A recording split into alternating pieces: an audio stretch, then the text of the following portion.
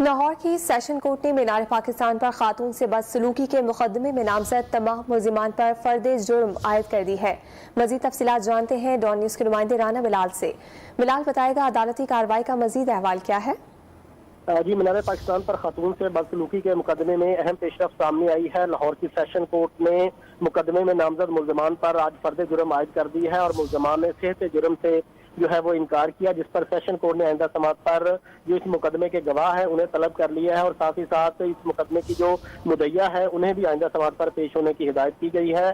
آج دوران سماعت ملزمان ارسلان عابد احمد افتخار سمیت 16 ملزمان جو ہے وہ عدالت میں پیش ہوئے تھے اور عدالت نے ایک ملزم کو جو ہے وہ ان کے پیش نہ ہونے پر اسے اشتہاری بھی قرار دے دیا ہے۔